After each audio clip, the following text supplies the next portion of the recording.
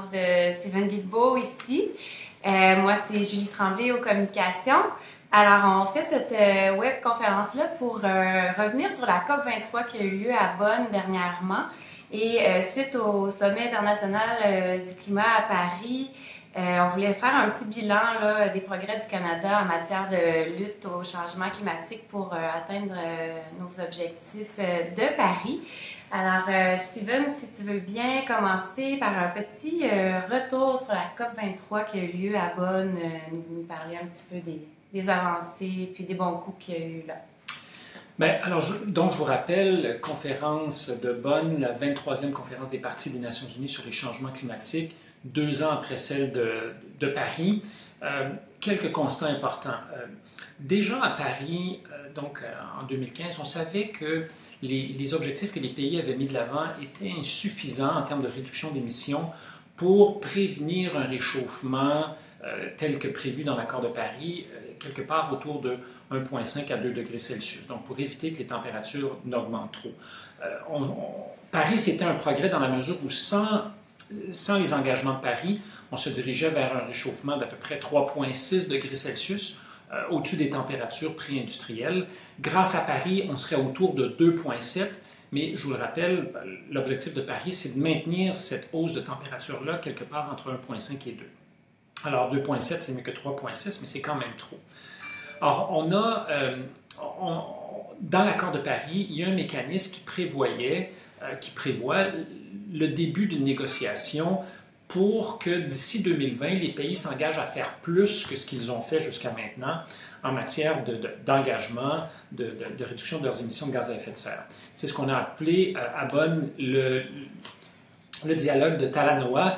Talanoa parce que cette année, la conférence était sous la présidence des îles Fidji. Talanoa, c'est un terme qui est utilisé dans ces îles du Pacifique-là et qui signifie un dialogue sur la base du respect, de la bonne entente. Et donc, on a commencé à Bonn ce dialogue-là, ces discussions-là qui vont mener, on le souhaite, sur le fait que l'ensemble des pays de la planète prennent des engagements encore plus importants qu'ils ne l'ont fait à Paris en matière de réduction de leurs émissions de gaz à effet de serre. Tu te souviens peut-être, Julie, que la ministre de l'Environnement du Canada, Catherine McKenna, a effectivement dit que le Canada commençait à regarder ce qu'il pourrait faire de plus en termes de réduction des émissions de gaz à effet de serre, donc d'adopter un objectif encore plus ambitieux. Alors, il y a eu... Donc, ça, c'est un élément très important de la conférence de Bonn. Très important en Bonn aussi, on voit qu'il y a vraiment un mouvement global, planétaire, pour sortir des hydrocarbures. Le Canada a lancé avec la Grande-Bretagne une coalition, donc justement pour sortir du charbon, de la production d'électricité au charbon. Et il y a eu une conférence de presse, et c'était fascinant d'être à cette conférence de presse-là. Les pays, les États américains, les provinces canadiennes, les gens se pilaient dessus pratiquement pour savoir qui allait pouvoir prendre la parole. Puis, on est en plein milieu de conférence de presse, là, il y a des gens qui arrivaient parce qu'ils venaient d'entendre parler, puis ils voulaient se joindre à ça. Alors, on a eu plusieurs pays qui se sont joints à cette coalition-là pour sortir du charbon. On a eu l'ensemble des provinces canadiennes qui étaient présentes à Bonn, la Colombie-Britannique, l'Ontario, le Québec, plusieurs États américains. Et là, maintenant, il y a même des entreprises qui disent « Nous n'achèterons plus d'électricité provenant du charbon ».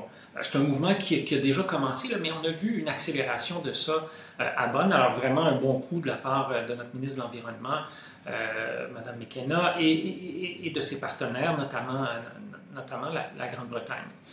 Par contre, à Bonn, ce qui a progressé beaucoup moins, c'est toute la question de l'adaptation aux impacts des changements climatiques, notamment dans les pays en voie de développement. En 2009, lors de la conférence de Copenhague, les pays industrialisés se sont engagés à verser ou à mettre à la disposition des pays en voie de développement 100 milliards de dollars par année pour aider ces pays-là à s'adapter aux impacts des changements climatiques, à se développer d'un point de vue énergétique, transport, bâtiment, sans reproduire notre modèle de développement très polluant. Or, depuis 2009, on a fait très peu de progrès. On a fait certains progrès. On sait qu'on est rendu à peu près... On a mobilisé à peu près 70 milliards sur les 100 milliards. Et ça doit commencer à partir de 2020. Donc, en termes de montant, les gens sont plutôt confiants qu'on va y arriver. Par contre, il y a encore beaucoup de questions sur les modalités. Par exemple, sous le gouvernement un peu, l'aide à l'adaptation climatique que le Canada voulait fournir ou s'était engagé à fournir, c'était beaucoup sous forme de prêts. Alors, il y a quelque chose de scandaleux dans le fait de prêter de l'argent à des pays en voie de développement pour qu'ils s'adaptent à un problème qu'ils n'ont pas créé, soit celui des changements climatiques. T'sais, on leur prête de l'argent qu'ils vont devoir nous rembourser, alors que c'est nous qui avons causé le problème, c'est foncièrement indécent.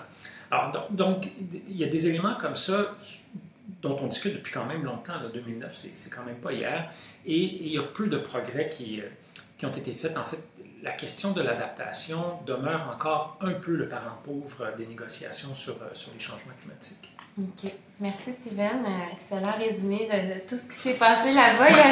Il y a eu tellement de choses. Puis, si je peux me permettre juste de rajouter, de l'extérieur, on se dit, voyons, il y a 15 000 scientifiques qui ont sonné qui ont tiré la sonnette d'alarme. Est-ce que les gouvernements bougent? On fait beaucoup de blabla, mais d'être sur place, de voir ça, moi, c'était ma première COP, là, j'étais assez novice, puis de se rendre compte qu'il y a des entreprises, des chefs d'État, des représentants de la société civile, des ONG, des jeunes, des organisations de jeunes, des chambres de commerce, des Premières Nations, qui sont tous réunis autour de cette table-là, qui ont tous une voix au chapitre, qui ont tous leur réalité dans leur pays, leurs économies, leurs propres défis, puis qui arrivent tout de même à discuter puis à s'entendre sur des petits points, mais aussi petits soit-il, c'est quand même un progrès. Là, on est forcé de le constater quand on est là-bas.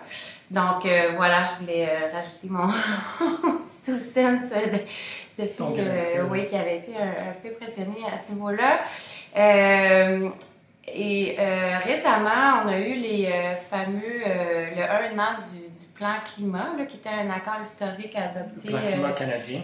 Au Canada entre le gouvernement fédéral et les 11 provinces. Là. Son vrai nom, c'est le cadre pan-canadien sur la croissance propre et les changements climatiques. Donc, voudrais-tu nous faire un petit survol des progrès là, du Canada qu'on a analysé 1 an plus tard?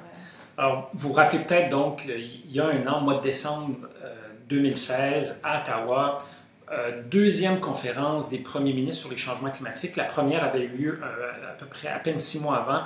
Donc, c'est la première fois que le gouvernement fédéral, le premier ministre canadien, convoquait l'ensemble des premiers ministres provinciaux et territoriaux à une conférence. Et là, dans ce cas-là, c'était la deuxième conférence sur les changements climatiques.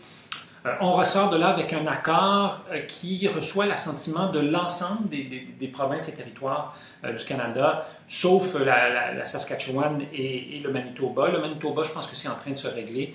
Bon, la Saskatchewan avec Broadwall, qui est un climato-sceptique, je pense que ça risque de prendre du temps avant de se régler. Alors, nos collègues de l'Institut Pembina ont fait un bilan, donc après 1 année de l'adoption de ce plan-là, qu'est-ce qui s'est passé au Canada? Et là, c'est un bilan un peu décevant. Dans la mesure où il y a plusieurs projets de règlement. On pense notamment au règlement pour interdire l'utilisation du charbon dans la production d'électricité d'ici 2030. On pense au règlement pour éliminer, beaucoup diminuer les émissions de méthane dans le secteur de la production du pétrole et du gaz. Le méthane est un gaz à effet de serre très puissant, beaucoup plus puissant que le CO2. Et c'est un sous-produit de la production du gaz et du pétrole. Alors, ce projet de règlement-là se fait toujours attendre. Un projet de règlement sur les carburants propres, ou l'utilisation de carburants plus propres, notamment dans les transports, mais aussi dans le bâtiment, dans les industries. Le fameux projet de loi sur la taxe carbone fédérale qu'on attendait en fait, qui devait être déposé cet automne, qui ne l'est toujours pas.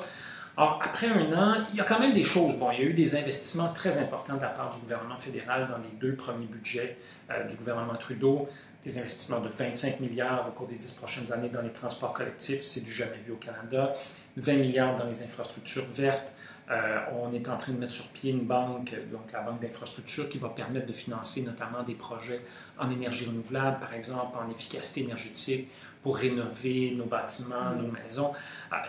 Alors, il y a quand même eu des progrès, mais il y a eu vraiment du retard. Et là, on arrive à la mi-mandat pour le gouvernement Trudeau, et des organisations comme Équiterre, Pembina et bien d'autres, nous sommes de plus en plus inquiètes devant le fait que le gouvernement tarde à mettre de l'avant ces éléments, soit réglementaires, soit législatifs là.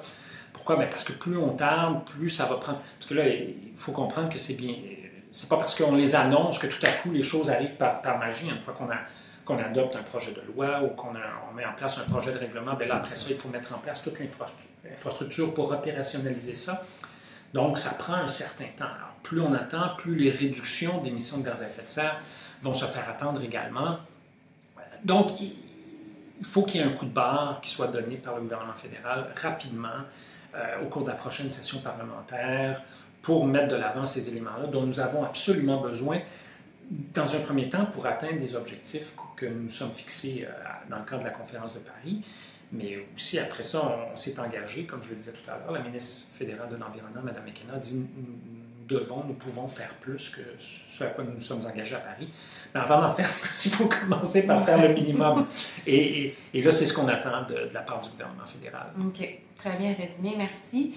Hier, lors du sommet international sur le climat, le One Planet Summit à Paris, on a appris que la plus grande banque multilatérale, la Banque mondiale, et AXA, un des plus grands assureurs au monde, allait désinvestir des énergies fossiles. Donc, peux-tu nous parler un petit peu de ce qui s'est passé au sommet hier? Alors, c'était donc le sommet One Planet organisé par le président français Macron 2 ans après la conférence de Paris. Une trentaine de représentants de pays étaient là. La ministre de l'Environnement du Canada, la ministre de l'Environnement du Québec était là. Il y avait certains chefs d'État comme Theresa May de la Grande-Bretagne. Plusieurs représentants de la communauté d'affaires aussi. Michael Bloomberg, le gouverneur de la Banque centrale britannique, Mark Carney, le Canadien Mark Carney, l'ancien gouverneur de la Banque centrale du Canada. Et en fait, ce dont je lui parle, là, c'est quand même, c'est pas anodin. La Banque mondiale, c'est historiquement le plus grand financier de projets de développement des hydrocarbures, des combustibles fossiles dans les pays en voie de développement. Au cours des dernières années, cette banque-là, donc, qui est une banque multilatérale, qui, en fait, c'est presque un organe des Nations Unies, la Banque mondiale, a financé à la hauteur de 1 milliard de dollars par année des projets de charbon, des projets de pétrole, des projets de gaz naturel dans les pays en voie de développement. Et là, ça devenait un peu incongru que on parle de réduction des émissions de gaz à effet de serre, on parle de lutte au changement climatique, puis pendant ce temps-là, l'une des principales banques mondiales finance à coups de milliards les développements des hydrocarbures. Alors, la Banque mondiale dit à partir de 2019, c'est fini, sauf quelques exceptions. Il laisse la porte ouverte, mais il y a vraiment des exceptions. Mais la Banque dit, nous ne financerons plus des projets liés aux hydrocarbures à partir de 2019. C'est un moment historique. Vraiment, là, je pense que dans quelques années, dans une dizaine d'années, dans 15-20 ans, on va regarder l'année 2017 et cette fin d'année-là et se dire, c'est peut-être là où on a assisté au début de la fin des hydrocarbures et des combustibles fossiles. Ça s'ajoute au mouvement qu'ont lancé, je parlais de Michael Bloomberg, l'ancien maire de New York et propriétaire de l'entreprise Bloomberg, qui a lancé avec le gouverneur de la Banque centrale de Grande-Bretagne, Mark Carney, un mouvement pour... c'est pas exactement pour le désinvestissement, mais c'est pour que les entreprises financières, les entreprises notamment du secteur des assurances, prennent de plus en plus conscience de leurs investissements et mettent en place une veille au niveau des risques financiers des investissements dans le secteur des hydrocarbures. Bien, on est rendu à 6 000 milliards d'engagements dans le cadre de cette initiative-là. La compagnie, je pense que c'est la plus grande compagnie d'assurance au monde, AXA, qui annonce qu'elle n'assurera plus des projets de pipeline, de sable bitumineux et de charbon, et qu'elle va effectivement désinvestir des sables bitumineux et des pipelines, ce qui est un coût très dur pour cette industrie-là, parce que là, non seulement vous avez accès à de moins en moins de capitaux, parce qu'il y a de plus en plus de gens qui désinvestissent, mais bientôt, ces entreprises-là ne pourront plus trouver de compagnie pour les assurer. Pas d'assurance, pas de pipeline, pas d'opération de sable bitumineux, c'est évident. Ça s'ajoute aussi au fonds souverain de la Norvège, qui est le plus important fonds au monde. C'est un fonds de 1000 milliards de dollars, qui a été, c'est un peu ironique, parce que c'est un fonds qui a été créé grâce aux revenus du pétrole et du gaz en Norvège. La Norvège est un grand producteur de gaz et de pétrole.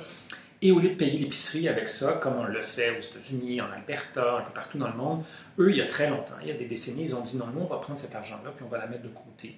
Puis ça va être, on va créer un fonds qui va servir toute la population de la Norvège. Et ce fonds-là investit dans des technologies, investit dans des entreprises, achète des brevets de technologie. C'est vraiment le plus important. Et là, les gestionnaires de ce fonds-là, qui sont des gestionnaires indépendants, ont recommandé au gouvernement de la Norvège de désinvestir du pétrole. Wow.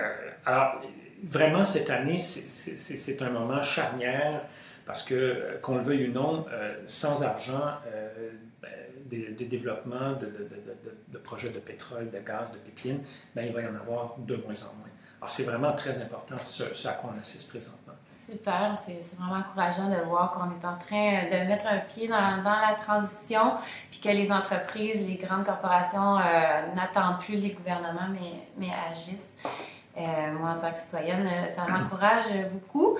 Et dernier point, en fait, on voulait juste vous laisser savoir que Équitable puis près de 40 autres organisations ont co-signé une lettre ouverte qui est parue dans les journaux au Canada, qui est disponible également sur notre site et qu'on vous partage à l'instant pour demander à M. Trudeau, mais également au ministre des Finances, à la ministre de l'Environnement et du Changement climatique et plusieurs autres, de cesser les subventions aux énergies fossiles, comme il s'était engagé, entre autres, au G7 et au G20. Donc, on a une pétition également qui circule à ce sujet-là parce que c'est un peu une aberration au Canada de continuer à investir des milliards par année dans ces énergies-là. Donc, pour faire quelque chose de concret, si vous voulez, parce que des fois, on entend beaucoup parler, vous avez entendu tout le topo qu'on vient de faire, mais c'est agréable de pouvoir poser une action des fois concrète. Donc, si vous voulez vous joindre auprès de 15 000, je pense, signataires qu'on a à ce jour, c'est le moment. Il faut savoir que c'est financé à même l'argent de nos impôts.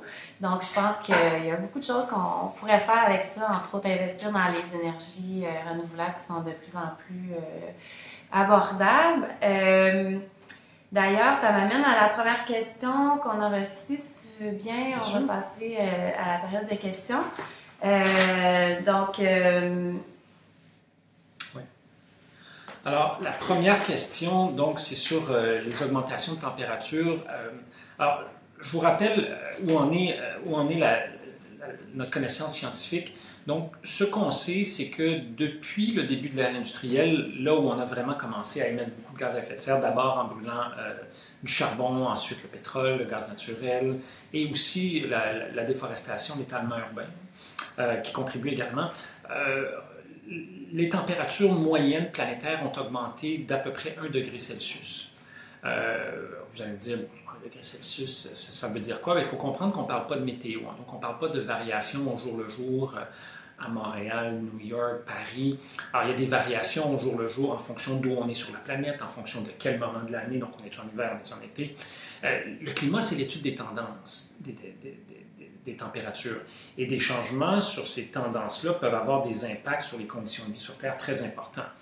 Alors, la dernière fois où les températures moyennes, en fait, la dernière fois où ce qu'on appelle le Canada était couvert de glace, la température moyenne de la planète était juste 4 degrés Celsius de moins que ce qu'elle est aujourd'hui.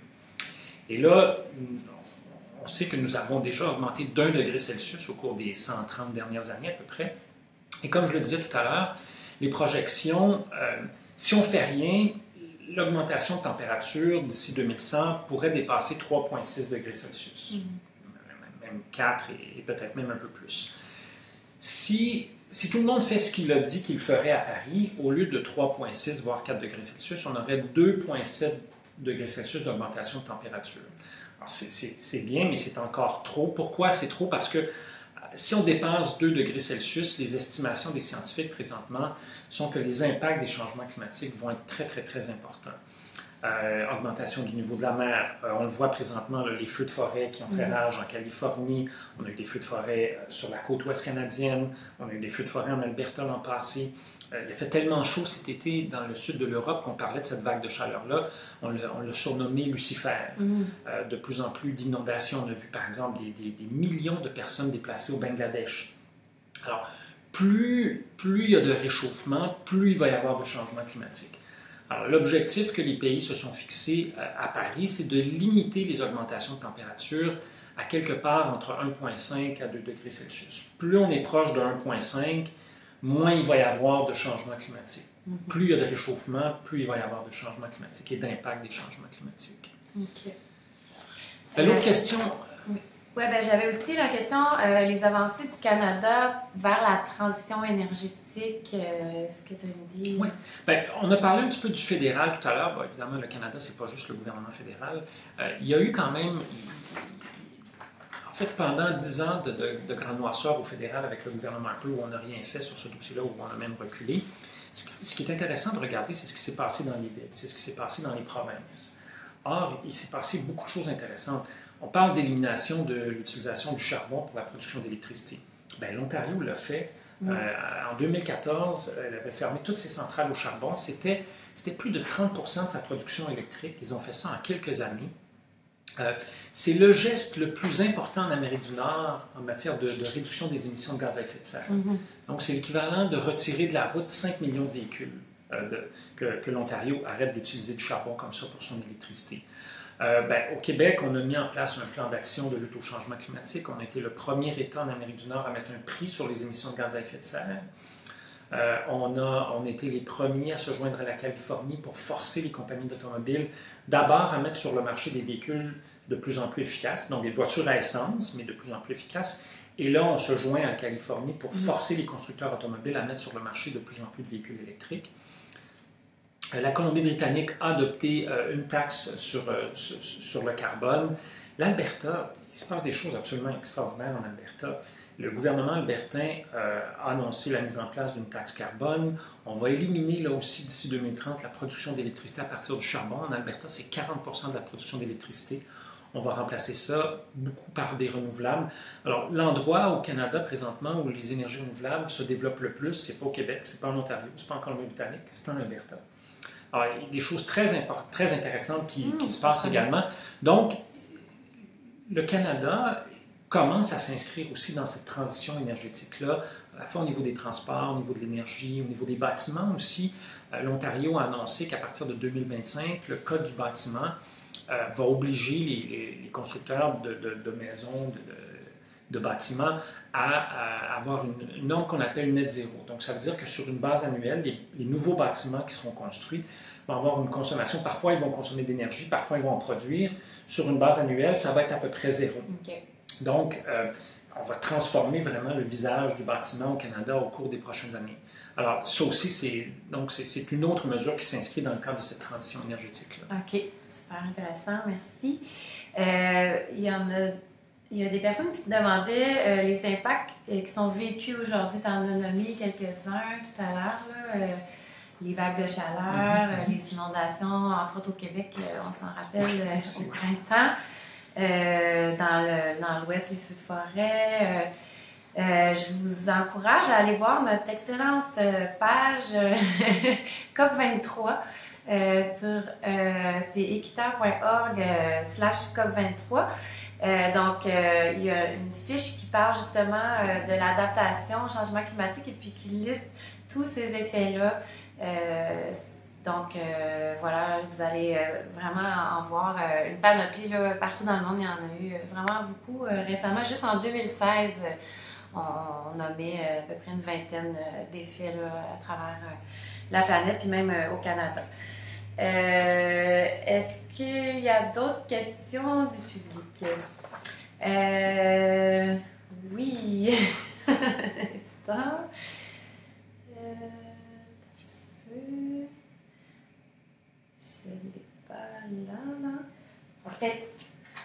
personne demande, Oui. nous étions les champions des prix fossiles lors des COP sous Stephen Harper. Qu'en est-il maintenant? Quelle est la perception des autres États sur la position du Canada? Est-ce que notre réputation s'est améliorée? Une question d'Alizé. Oui, en fait, les ONG, les organisations non gouvernementales comme Équiterre, Greenpeace, la Fondation Suzuki, des organisations internationales également, dans le cadre des conventions des Nations Unies sur les changements climatiques, ont un événement tous les jours qui s'appelle la remise du prix fossile. Vous imaginez que remettre à un pays un prix fossile, ce n'est pas exactement un compliment. Alors, donc, il y a 3 prix qui sont remis par jour au pays ou au groupe de pays, parce que parfois c'est un groupe de pays qu'on va le remettre, qui ont fait la pire déclaration, qui ont les pires positions sur l'un ou l'autre des enjeux de négociation. Et pendant la décennie où Stephen Harper était premier ministre du Canada, nous avons reçu, je pense, 8 de ces 10 années-là, nous avons reçu ce qu'on appelle le colossal fossil, alors le fossile colossal. Donc, c'était le prix du fossile de l'année, alors pas le fossile du jour, mais de l'année, 8 de ces 10 années-là. Je vous dis ça de mémoire. Depuis l'arrivée du gouvernement Trudeau, nous n'en avons reçu que quelques-uns. Et généralement, quand nous en avons reçu, c'est pour des positions qu'ont prises l'ensemble des pays industrialisés, par exemple. Alors, donc, vraiment, la position du Canada aux négociations s'est beaucoup améliorée. Les gens viennent nous voir et nous dire à quel point maintenant le Canada collabore, coopère, essaie de trouver des solutions. On n'est pas le pays, on le rappelait tout à l'heure, Julie et moi, on n'est pas le pays le plus ambitieux en matière de lutte au changement climatique et on travaille à changer cette situation-là. Mais en termes de tenter de trouver des solutions à ces négociations complexes-là, de faire avancer les choses d'un point de vue international, c'est vraiment le jour et la nuit, ou en fait la nuit et le jour maintenant par rapport au Canada. Et nous avons maintenant une bien meilleure relation. Nous sommes bien mieux perçus par les membres de la communauté internationale. Excellent. Alors, je pense qu'il n'y a pas d'autres questions. Merci beaucoup, Steven. Merci à toute la technique, c'est-à-dire Camille, Gagné, Renaud, qui se démène en arrière, et Grégory au TI. Alors, merci tout le monde d'avoir pris ce petit moment sur votre heure de dîner. Et puis, si vous voulez finir sur une bonne note, vous redonner un petit peu d'espoir, je vous invite à aller voir la superbe vidéo que les enfants d'Équiterre et de la Maison du développement durable ont faite pour Noël. Donc, c'est équiterre.org // Noël écolo. Et vous allez voir comment ça fait du bien d'avoir des... Ils sont très inspirants puis ils fournissent des belles solutions pour la planète. Alors, merci tout le monde et puis bonne heure de dîner. Bonne journée. Bonne journée. Oui, c'est vrai.